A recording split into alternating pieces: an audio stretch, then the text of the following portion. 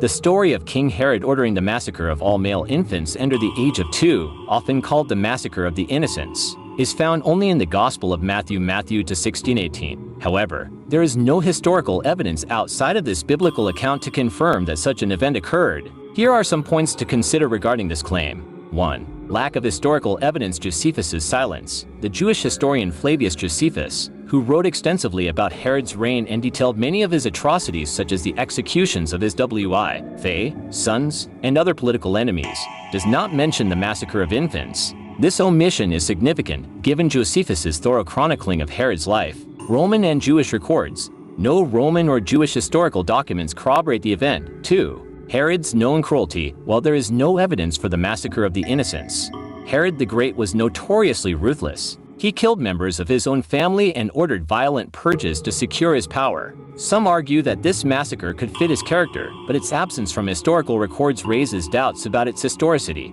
3. Population size and plausibility. Bethlehem was a small village during Herod's time, with an estimated population of around 300 to 1,000 people. The number of male infants under the age of 2 would have likely been very small, perhaps fewer than 20. While such an event might not attract widespread attention, the lack of mention by any other source remains puzzling. 4. Theological motive. In Matthew connection to prophecy. The Gospel of Matthew frequently emphasizes the fulfillment of Old Testament prophecies. The massacre may have been included to draw parallels between Jesus and figures like Moses, who narrowly escaped a similar fate under Pharaoh. Exodus 1:22. Typology of Jesus as a savior. The story reinforces the narrative of Jesus as the new leader who would deliver his people, much like Moses delivered the Israelites. 5. Contradictions with other Gospels. The Gospel of Luke, which also narrates Jesus' birth, does not mention the massacre. Instead, Luke focuses on other events, such as the census and Jesus' presentation at the temple. The absence of such a dramatic event in Luke's account further raises questions about its historicity. 6.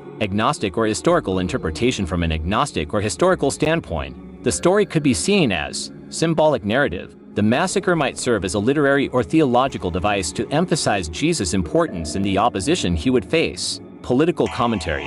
It might reflect the early Christian community's view of Herod as a tyrant in Rome's oppressive rule, rather than record a historical event. Conclusion. The massacre of the innocents is not supported by historical evidence outside the Gospel of Matthew.